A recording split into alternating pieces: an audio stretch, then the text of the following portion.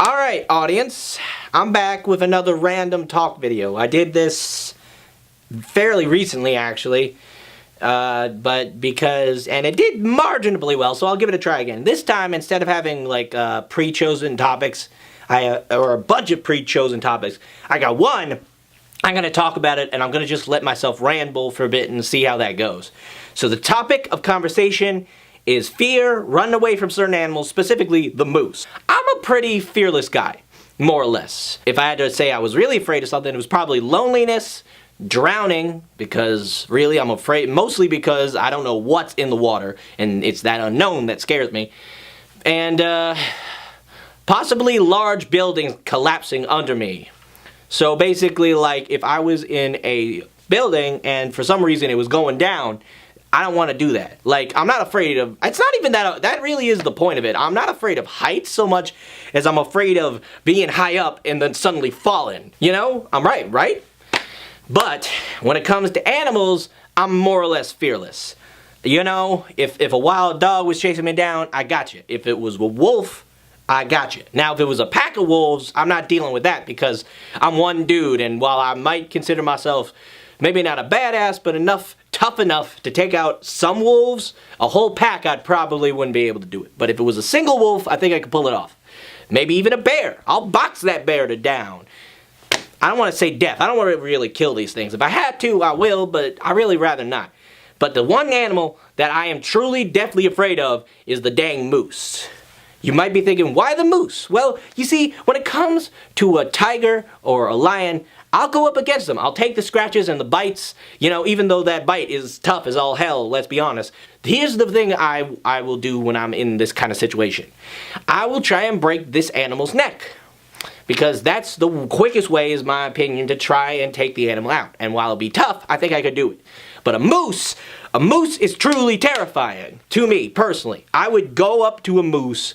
Well, I wouldn't go up to a moose, but if I was in a situation where I saw a moose, I'd be like, oh shit, I'm getting the hell out of here because I'm not dealing with a damn moose. Moose terrifies me. It's a moose. And here's why. They're big, they're tough. Don't let Bullwinkle fool you. These mofos are really terrifying. They're dangerous, and they will run you the hell down. They have done damage to cars, and the cars are completely bugged up, and the people in them are freaking broken as all hell. But when it comes to, like, you know, the moose are completely invulnerable. Those freaking hell, I am scared of a moose. I don't know that much about them and I'm terrified of them. Something about the moose. I don't like moose. Animals in general just don't scare me. Even sharks, who, you know, they have that general sense of fear. But if I could see the shark, I'm going to take that shark out. I'm going to scare it off. I know how to box. Look, I know how to box. Trust me. I will box that shark away. But a moose generally terrifies me. And there's some fears I don't get. Spiders? I'm not afraid of spiders. I let spiders in my house because they eat the ants. Because ants are a problem here. And it's not just me. I've seen them at other people's places too. These ants find ways in. And the spiders gotta eat them. They gotta eat. I let them eat the dang ants. They're everywhere. See a spider, I either let it outside or I leave it be. Because you know what? At this point, they're not bothering me. I'm way more bothered by the ants than I am the damn spider. Let me ask you something, audience. What do you do in your free time? What do? I read, I make videos, I read a lot. I watch YouTube videos because I also like watching them, judging them, kind of criticizing them in my head. That was okay. That did well. I mean, I'm a film student, and let me tell you what being a film student does to me. Film student is a position that I love being because I want to make movies. I want to entertain people. That's why I'm doing what I'm doing right now. Maybe you're not entertained. Maybe you don't sit here. Maybe you don't want to listen to me talk. But it's just me. It's talking, and I'm talking. Nowadays, I am such a critique of everything I see. Every episode, every film, every fan fiction. I'm a critic of everything now. Like anything that a person produces that's a piece of art that's meant to entertain or to like have some kind of meaning, I'm looking at it like, is this any good? That acting could have been better. The lighting could have been better. That was pretty good. I like the music. Yeah, that acting was good. Yeah, no. That length, that was the perfect length. It's like, whenever I look at something now, I have to think, is this good? And like, production. It's not just stuff that normal people would watch. It's other things like shall we say, adult entertainment. Let me repeat that. Adult entertainment. Yeah, that's right. You know what I mean. But the point is, I look at that even, and it's like, man, this is so unrealistic. Man, what is the poor production value here? Man, that is the most unrealistic body proportions I have ever seen. This is how bad I've become. That I'm judging even the adult entertainment industry on their product. This is how much of a critic I have become. I have to look at everything and think, oh, this is pretty good. Like my vest. Look at this vest. I even judge clothes now. I like this vest. Appreciate this vest. I paid like a fair amount for this vest, and I'm looking at it and like, that's a pretty good vest. Nice quality. I feel like it'll last pretty long. But then it's like, these buttons are pretty loose. Is that because of me? You know, the thread hasn't been like properly sewn into it. Like, these buttons are loose. I think it's because of me. But it could be because the product wasn't up to snuff. But overall, I do like this vest. Do you guys like this vest? I really like this vest. Like, tell me, is this weird? I personally like this vest. Like, it's green. It's got the black back. Like, back. No. Sorry. Believe it or not, that's been me recovering from a sickness the last few days. I've been like, you know, it's moments like this where you think, when you were a kid, you wanted to get sick. You wanted to get out of going to school, but it's like, as you got older and you realize, being sick sucks. It really, really sucks. It's like, whoa, why did I ever want to be sick? Like, it's not fun. Not remotely fun. It's like, you know, my body, like, is turning against me and all that. Like, the last couple of days, I've been, like, you know, sneezing and, like, just dripping snot. My throat was sore. My body's been aching in ways where it's like, I don't want to get out of bed. It's terrible. Like, why as kids were we, like, I generally give kids benefit of doubt, because kids aren't stupid. But sometimes they do think stupid things because they aren't aware, they haven't been learned or taught these things yet. When a person gets sick, it is not a fun experience. And I've been sick only, like most of the time I've gotten the virus. It's not pleasant. It's a very unpleasant experience. So why the heck would you want to get sick? I don't know. I don't know what the heck you would want to get sick for. I don't necessarily always want to fulfill my commitments, but that's just the problem of being a person who doesn't, you know, sometimes you just don't want to get out of bed in the morning. Sometimes you don't want to deal with your responsibilities, but you got to. I may not seem like it, but I am a grown adult slowly moving towards a career in film, which is not an easy thing to do in this day and age, and certainly not for where I live. I gotta work this. I gotta do everything I can, including sit here, talk to you people, who I do appreciate, I do like, but still, it's a situation. When I get married, I don't want that many people at my wedding. Really? Like, I know I don't, but I don't know the situation. Also, I've found that apparently weddings are really long. Like, this ceremony was apparently, like, at least 2 hours. The ceremony, and then there's the reception, you know, is apparently going to be, like, 3 straight hours. Is that normal? I mean, I've never actually been, like, I've been to one wedding in my life, and it was a very unconventional wedding. It took place in Central Park. It was interesting. The point is, what's the norm for a wedding? Like, give me the stats. I don't know these things. I want to know these things, 1, out of curiosity, and 2, when I eventually do get married, you know, so I can properly plan it. So I just finished doing my reaction video for MLP Season 8, Episode 11, I think. It's so hard to keep track, but I'm pretty sure it was Episode 11. It's the Meltdown. Spike's got his wings. Super happy about that, but I'm curious, for yous who are fans of this, like, is he gonna keep...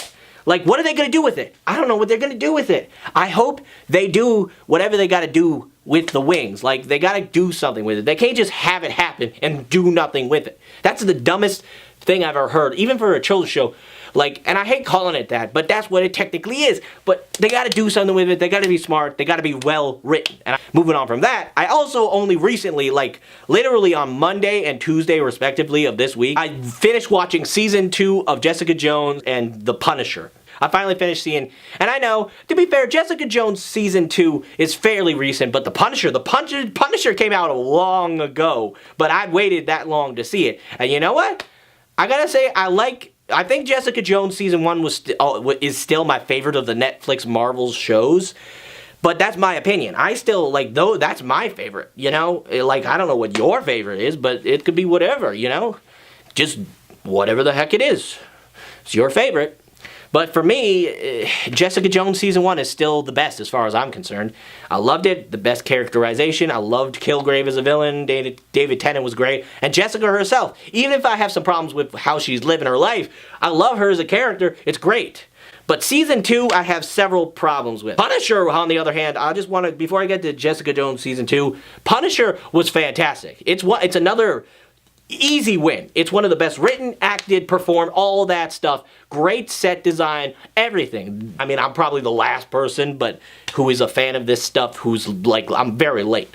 But you know what? It was a fantastic series. However, it's still not my favorite. Like I said, I still prefer Jessica Jones Season 1. I loved, like, Daredevil Season 1 and 2. I love Punisher in Daredevil Season 2. Hell, I loved seeing Kingpin. He's only officially, he's not even technically officially Kingpin yet, but he's clear, we all know he's Kingpin. And I love seeing him, because the Kingpin is fantastic. That scene with him and Punisher in prison, he punches Frank bad. It's good. It's good stuff. Everything about it is fantastic. But Jessica Jones Season 2, it had its problems.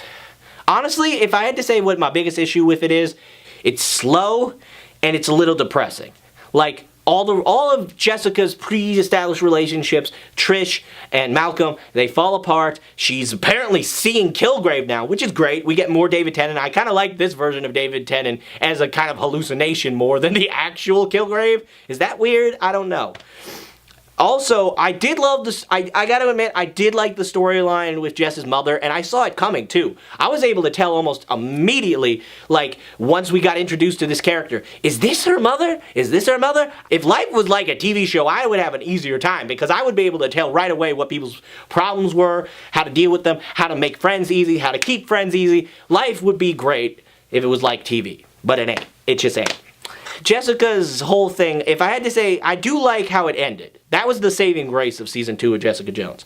That she's decided to make a relationship with her superintendent, whose name, somebody remind me what the heck the superintendent's name is. I know his son's name is Vito. And I like that. That's a good name. The kid's got a nice haircut, honestly. But I don't know why.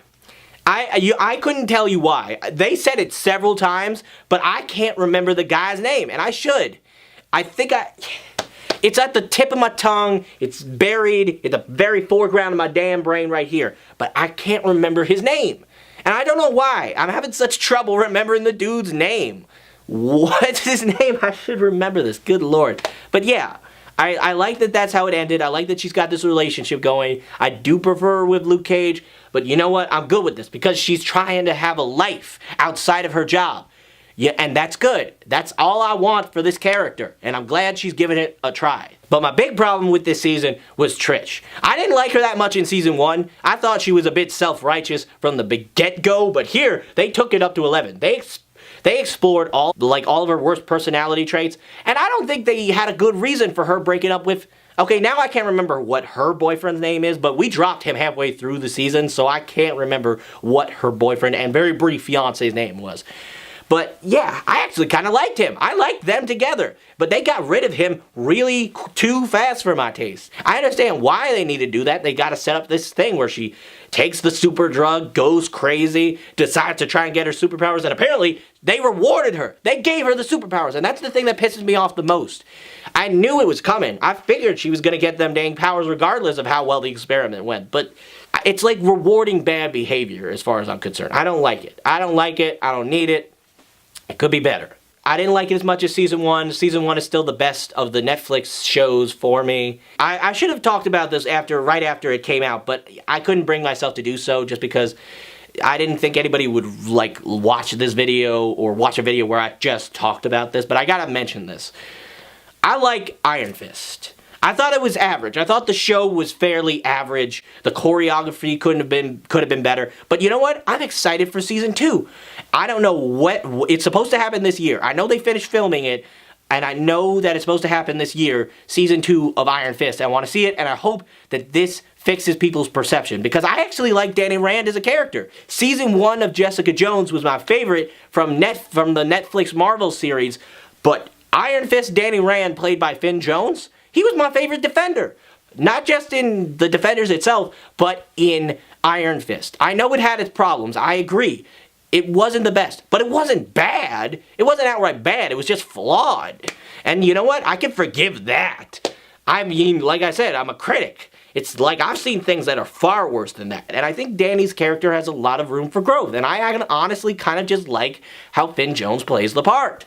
I think he was a fantastic choice. He's going to be Finn Jones' guest starring as Iron Fist Danny Rand in season 2 of Luke Cage. Get the word out there about that. I can't wait to see it, because that means it's essentially this season, who knows how much of him we're going to see, but we're going to see enough. That means we're getting heroes for hire. If only in, not in name, then at least in characters.